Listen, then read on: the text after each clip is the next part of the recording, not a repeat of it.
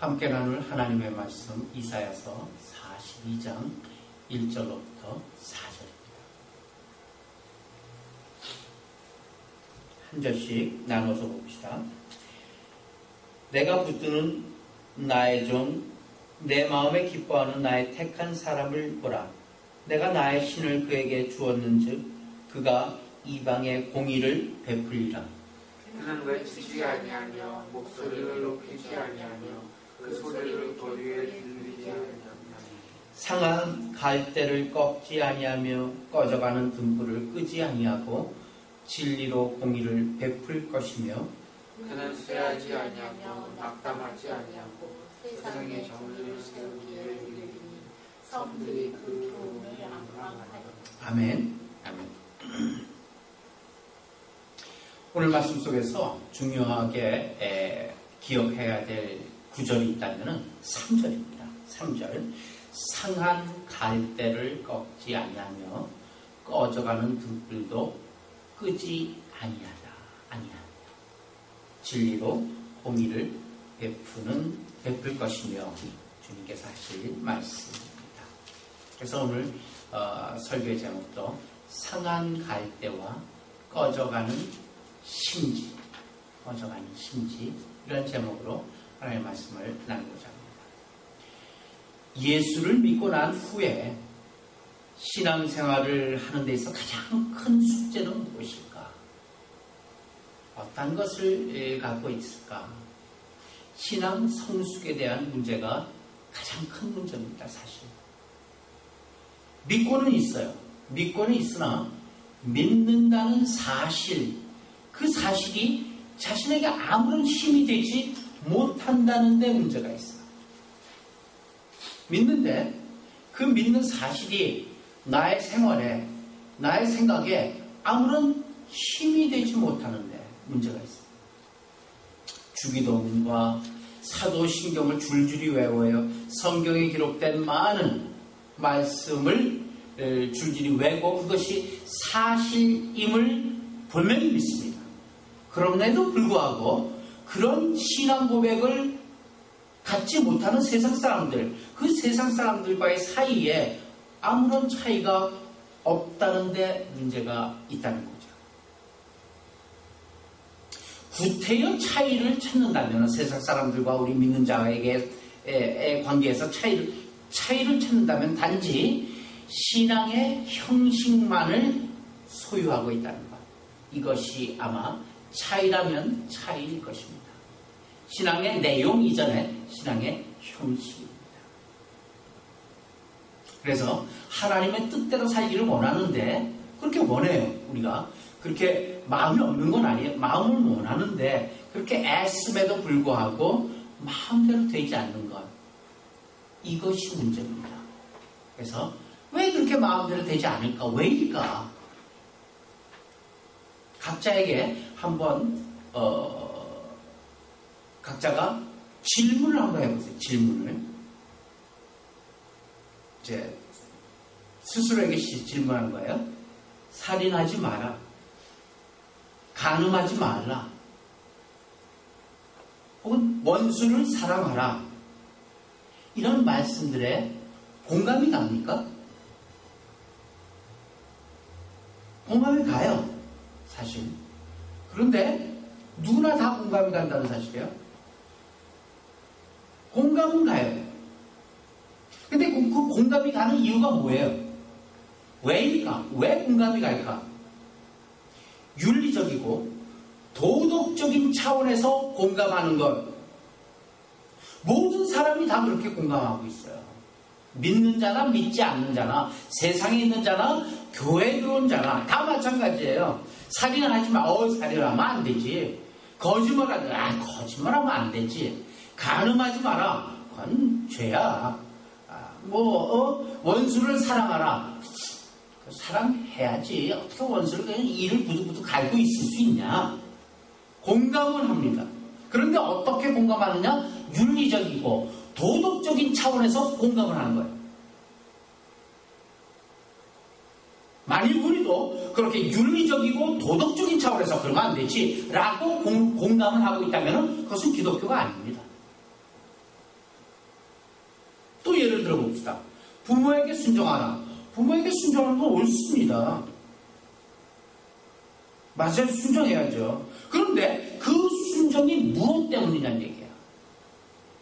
만약에 윤리적이고 도덕적인 차원에서 하나님, 부모님이 나를 낳아주셨고 그렇게 애지중지 길러주셨기 때문에 순종해야지 라고 그렇게 윤리적이면 도덕적인 차원에서 순종을 하고 있다면 그 또한 기독교는 아니에요. 순종. 기독교는 이해와 납득의 대상물이 아닌 까닭입니다. 기독교가 우리에게 요구하는 건 뭐예요? 신앙입니다. 순수 우리말로 바꿔 얘기한다면 믿음입니다. 근데 그 구체적으로 그 믿음, 그 신앙이란 무엇이냐? 어떤 일에든지 신앙으로 대처할 것을 요구하고 있다는 얘기예요. 어떤 일에든지 어떤 생각에든지 믿음으로 대처해야 될 것을 요구하고 있다는 사실이에요. 그게 기독교예요. 우리가 분명히 납득할 수 있는 것 때문에 그럼 당연히 그래야지. 납득하기 때문에 내가 공감하고 내가 공감할 수 있기 때문에 내가 믿는다면은 그것은 믿는 것이 아니죠. 기독교가 얘기하는 믿는 것은 아니죠. 이해하고 납득하는 차원의 것이죠. 누구나 다 할 수 있어요. 그 안에서 기독교를 찾는다면 우리는 기독교를 잘못 알고 있는 것입니다.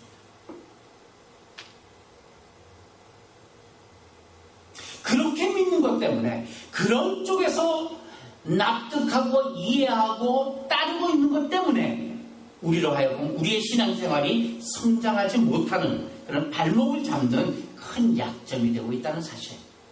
그것이 우리 그 기독교인들이 갖고 있는 약점이에요. 오늘 말씀 3절에서 뭐라 그래요? 너희는 상한 갈대다. 너희는 꺼져가는 등불이다. 이렇게 얘기하고 있어요. 이것이 얼마나 중요한 얘기인지 몰라요, 사실. 그리고 얼마나 무서운 말씀인지 모릅니다. 자, 성경은 우리더러 살인하지 말라, 원수를 사랑하라 이렇게 말할 때 우리가 그렇다. 우리가 예수 믿는 사람인데 뭔가 좀 다른 데가 있어야지. 살인하지 않는 정도가 아니라 그 원수를 살인할 필요가 있는 그 원수라도 사랑하는 지경까지 나아가야지. 이렇게 공감하는 그 생각이 살인하는 게 옳지 않다는 기준에서 공감되어서는 안 된다 이 얘기예요. 그것이 세상 사람들과 우리 기독교인들과 달라야 되는 부분이다. 지금 우리를 고발하고 있어요, 성경이. 이사야서 40장 3절에서 뭐를 고발? 너희는 상한 갈대다, 꺼져가는 심지다, 이렇게 얘기하고 있어요. 그것은 곧 우리의 기초가 어디에 있는가, 이것을 밝혀주는 말씀입니다. 먼저 우리는 상한 갈대라고 그러지 않습니까? 상한 갈대. 땅 중에서 갈대가 자라는 땅이 있어요. 그 땅은 뭐예요? 황무지입니다. 황무지. 우리 이 자연과 가깝지 못하잖아요. 뭐 저 역시 마찬가지입니다만 갈대가 자라는 곳은 대부분 황무지래요. 맞죠? 농사 지을 수 없는 땅, 버려진 땅, 혹은 저주받은 땅, 거기에서 갈대는 자랍니다. 농사 짓지 않는 우리들에게 있어서는, 그럼 농사 짓지 않는 사람들에게 있어서는 갈대가 뭔가 좀 멋있고 아름다운 것이 될 수가 있어요. 갈대 이렇게 이 구글에 찍어 한번 쳐보세요. 그리고 이 이미지를 보세요. 멋진 석양 속에 달빛에 비추인 실루엣으로 나타나는 갈대 멋있는 그림들이, 멋있는 사진들을 많이 볼 수가 있습니다. 그것은 농사 짓지 않는 사람들에게 보여지는 갈대죠. 그러나 실제적으로 농사 짓는 사람에게 있어서는 갈대란 지겨운 잡초예요. 잡초. 없애버려야 되는 거예요. 게다가 그 갈대가 어떻게 되어 있다고요? 꺾여 있다고. 상해 있다지 않습니까? 그죠? 상한 갈대다. 꺾여 있어요. 갈대가. 가장 저주받은 모습으로 표현되는, 그렇게 저주받은 모습을 상징하고 있는 그 갈대. 바로 하나님을 떠나고 저주받은 자리에서 부패되어 있는 죄인들의 모습을 잘 나타내고 있는 것이 갈대입니다. 성경은 뜻밖의 인간을 상한 갈대다 이렇게 묘사하고 있다는 것을 우리는 기억해야 됩니다. 그런데 하나님은 그것을 부러뜨려서 뽑아 없애버리지는 않는데요. 이것은 누구를 얘기하고 있는가? 이것은 무엇을 얘기하고 있는가? 아마도 불신자의 현실에 대한 묘사가 아니겠는가? 이렇게 생각을 했습니다. 불신자의 현실. 예수 믿지 않는 불신자를 할지라도 하나님께서 뽑아버려요. 그렇지는 않지 않습니까? 그러나 그 모습이 어때요? 부패하고 황량한 모습이죠. 잡초, 갈대, 그것도 그나마 꺾여있는 갈대. 상한 갈대, 믿지 않는 인간의 모습이 아니겠나. 그렇다면 신자의 현실은 어떨까? 신자의 현실은 어떻게 보일 것인가? 그 뒤에 있는 얘기, 꺼져가는 등불이 꺼져가는 등불은 기름이 없어서 꺼지는 것이 아니에요. 마지막 심지가 타고 그 다음에 꺼져요. 그렇죠? 기름이 없어질 때까지 심지는 잘 타요. 기름이 다 없어졌어요. 그래도 심지가 타요. 그래서 심지가 다 타고 없어져야지만 결국 불이 꺼져요. 지금 기름은 다 없어졌고 심지만 남아있는데 그 심지가 타고 있는 거예요.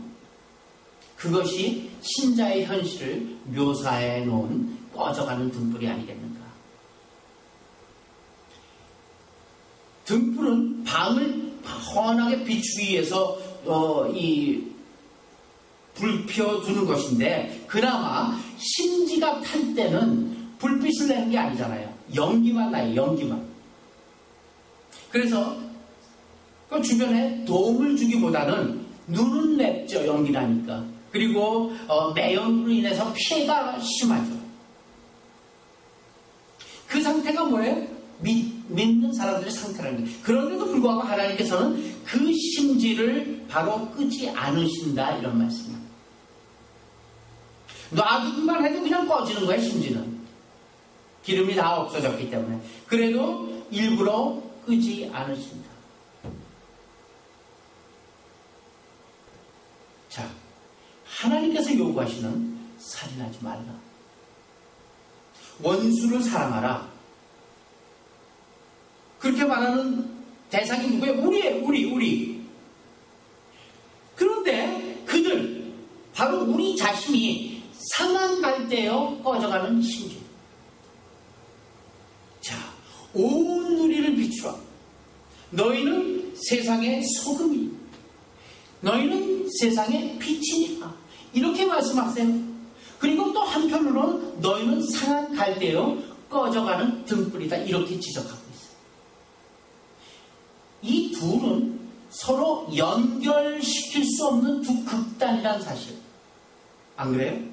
마태복음 한번 보고, 마태복음 5장 21절부터 28절 그리고 44절부터 46절 기록해놨습니다. 한 절씩 봅니다.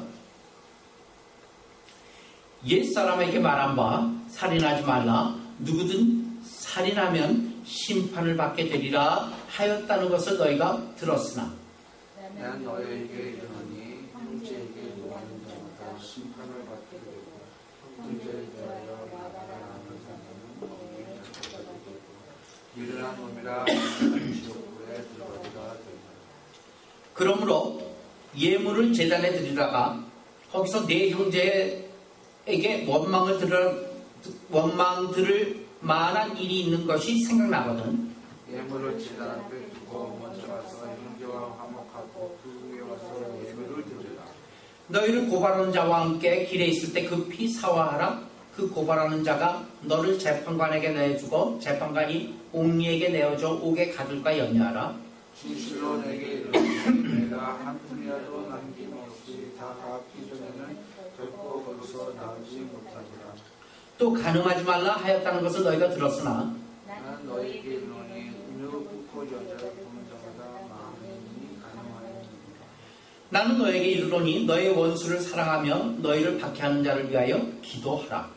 이같이 즉 하늘에 계신 너희 아버지의 아들이 되시니 이는 하나님이 그 해를 아기와 사람에게 주시며 비를 이룬 자와 그들의 집에 이르러 주시니 다 같이 너희가 너희를 사랑하는 자를 사랑하면 무슨 사랑이 있으리요? 세리도 이같이 아니하느냐.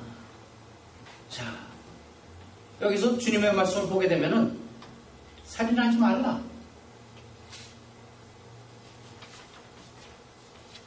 원수를 사랑하라. 이렇게 얘기하고 있어요. 그리고 오늘 본문은 너는 상한 갈대 꺼져가는 등불이 두 극단입니다. 이 시점에서 우리가 바라보는 하나님의 요구, 원수를 사랑하라, 간음하지 말라, 혹은 또 뭐죠? 살인하지 말라. 이런 하나님의 요구는 성취 가능한 요구일까 아닐까? 불가능한 거예요.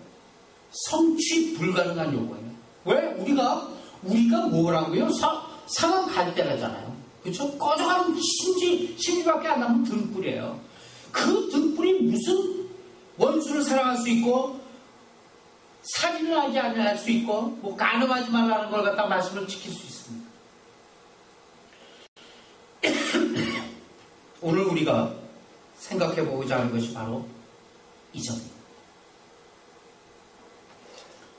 하나님께서 살인하지 말며 원수를 사랑하라 하고 명령하시는 그 명령은 내가 성취할 만한 수준 속에서 요구된 것으로 이해하고 있는 신자가 있다면 그 신자에게 신앙의 설 자리가 있다 없다. 그 신자에게 믿음의 설 자리가 있다 없다. 없어요. 없어요.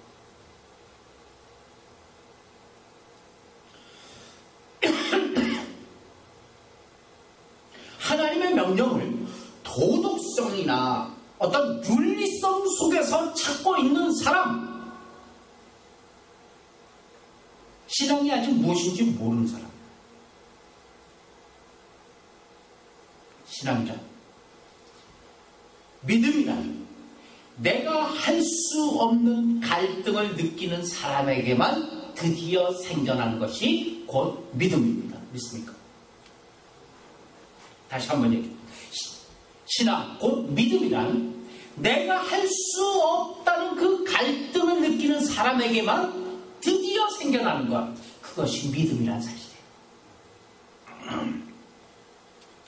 예를 들어보겠습니다. 절대절명의 순간이 있어요. 또 절대절명의 순간이 우리에게 있었던 적이 있고 혹은 앞으로도 있을 수 있습니다. 그런 절대절명에 완전히 이 앞뒤 사방 다 둘러봐도 다 막혀있고 도무지 도움받을 길이 없고 그 절대절명의 순간이에요. 그때 우리가 생각할 수 있는 것이 무엇일까? 믿는 자로서 얘기하는 것입니다. 한 3가지 정도 생각해 볼 수 있어요. 첫 번째, 하나님이 어떻게 하시나 보자. 이렇게 생각해 볼 수 있습니다. 그 반대쪽에서 한번 생각해 볼까요? 에이, 믿는 게 잘못이지 뭐. 왜? 아무런 역사가 일어나지 않습니까? 아무런 기적이 일어나지 않습니까? 완전히 막힌 골목인데 길이 보이지 않으니까 에이, 내가 뭘 믿긴. 혹은 3번째, 하나님이 이기게 해주신다라고 했으니 그래도 기대를 걸어보자. 이런 3가지 생각이 우리 신자들의 대부분의 생각입니다. 갈등, 어떤 절명의 순간, 절대절명의 순간에 생각할 수 있는 3가지 생각. 그 셋 중에 하나일 겁니다. 그런데 우리들은 말이에요. 지금 어느 지점이 부족하냐 하면 어디 그럼 하나님이 어떻게 하실까? 두고 보자. 한 데까지 이르지 못하고 있다는데 신자들의 약점이 있는 것입니다. 신앙인의 최고의 약점은 뭐예요? 이런 갈등에 와 있지 않다는 데 있어요. 그래서 많은 신앙인들의 약점이 뭐냐면 내가 해낼 수 없는 상황 속에 있고 하나님은 도저히 도달할 수 없는 지점에 대한 약속을 나에게 해놓았다는 꿰어 맞출 수 없는 출발선과 결승선을 갖고 있다는 이 갈등이 우리에게 얻는 것이 문제입니다.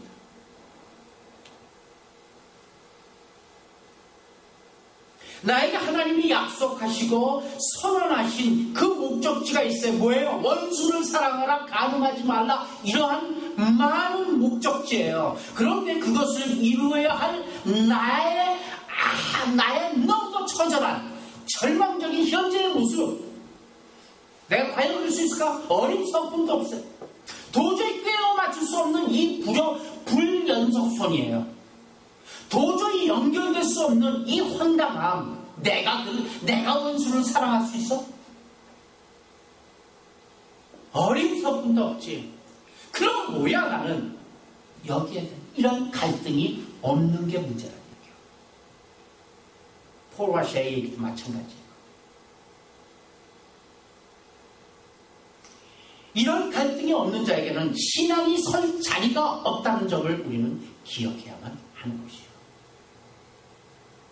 하나님이 나에게 허락하신 목적지와 내가 어디에 있는가, 이것을 지금 현재 내 수준이 무엇인가 꿰어 맞출 수가 없으니까 이 갈등 속에 있나니 차라리 이거 깊이 갈등하는 것보다 하나님께 내가 지금 내게서 내놓을 수 있는 게 무엇인가, 그리고 하나님에 대한 하나님께서 내게 요구하시는 것, 그것을 어떤 적당선에서 타협하며 살아가고 그 타협을 내세우는 그것이 우리의 신앙의 문제입니다.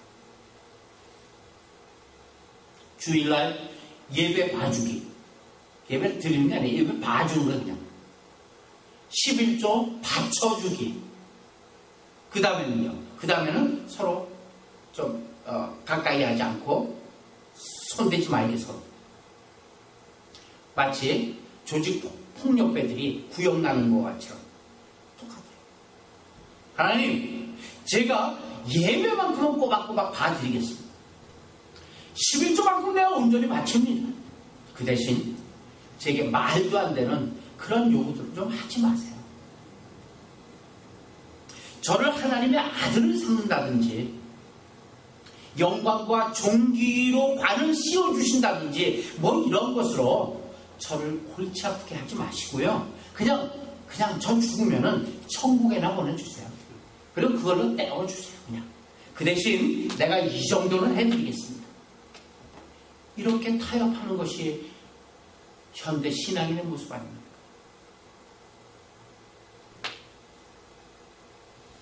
갈등을 싫어하고 있다는 사실을 인정해야 돼요. 갈등이 없어요. 믿음의 영역에 대한 갈등이 없어요.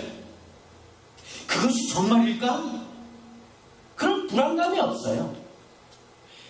정말 내가 믿는 것일까? 믿을까 말까? 내가 어떻게 살 것인가? 아니면 말 것인가? 이런 회의도 품지 않는 자리로 우리는 쉽게 면역화되고 있다는 사실. 그러나 상한 갈대와 꺼져가는 등불의 이 자리, 이것만은 절대로 외면하지 말고 부딪혀야 하는 시간이다. 내가 꺼져가는 등불이요, 상한 갈대임에도 불구하고 하나님께서 요구하고 계신 것을 우리는 외면하면 안 된다는 사실입니다.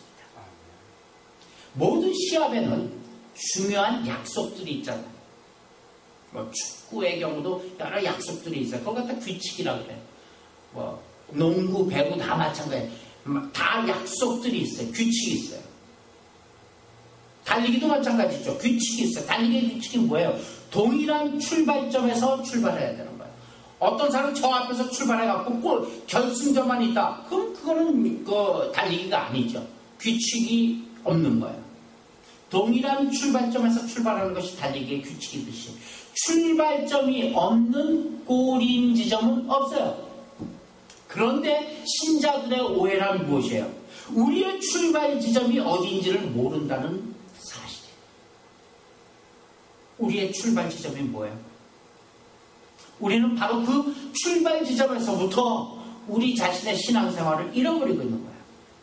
출발 지점을 그래서 우리가 할 수 있는 수준에서의 시작이라고 생각해요. 괜찮은 수준에서부터 시작을 하는 걸로 생각하는 거예요. 그렇기 때문에 살인도, 간음도 윤리적 이유에서가 아닌 신앙 때문에 하지 않아야 된다는 것을 우리는 잃고 있어요.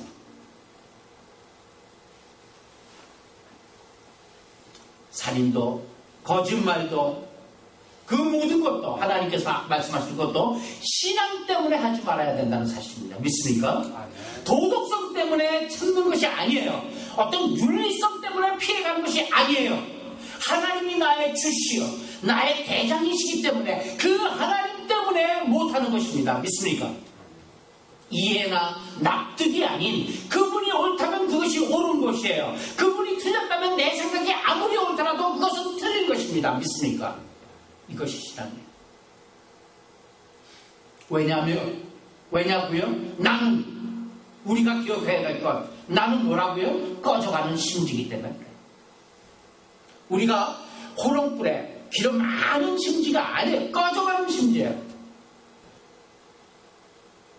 그런데 그런 수준의 나에게 하나님이 나의 주인이 되어 주셨습니다.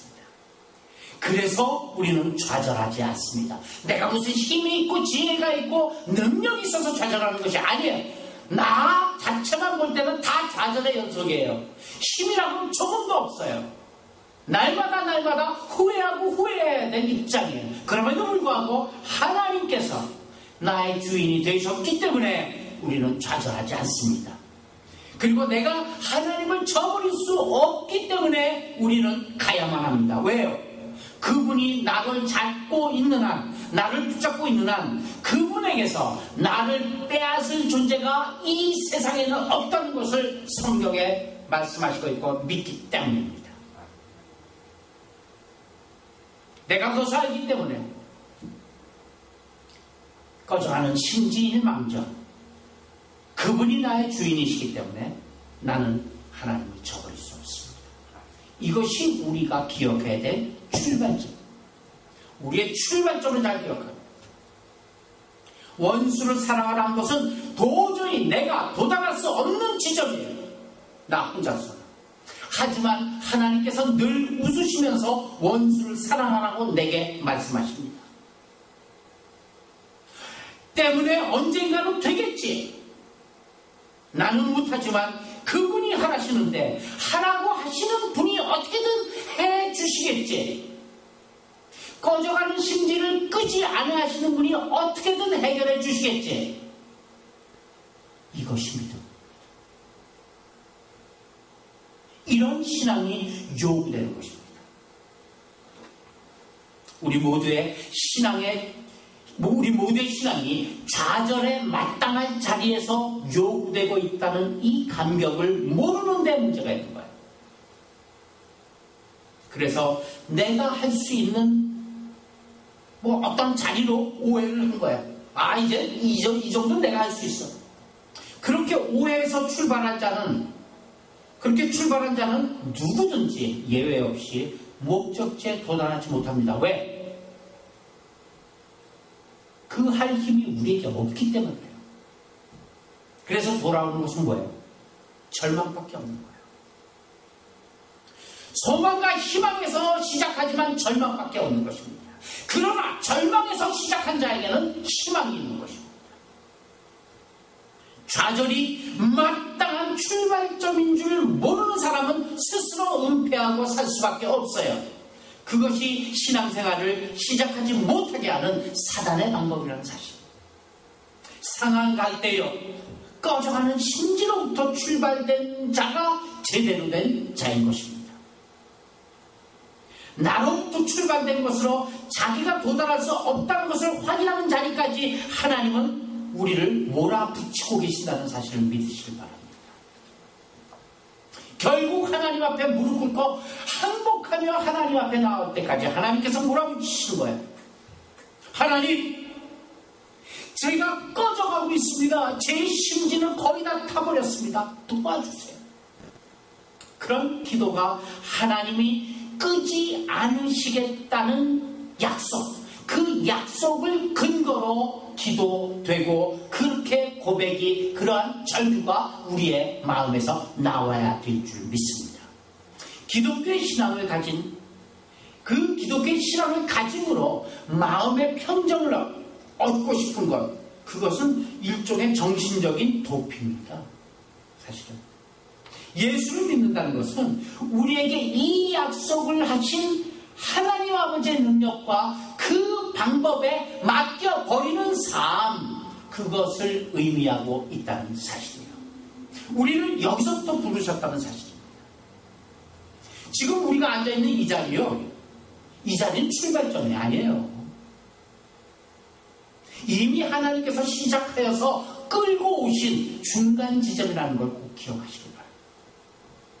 때문에 어디서부터 여기까지 끌려왔는지를 돌아볼 필요가 있어요.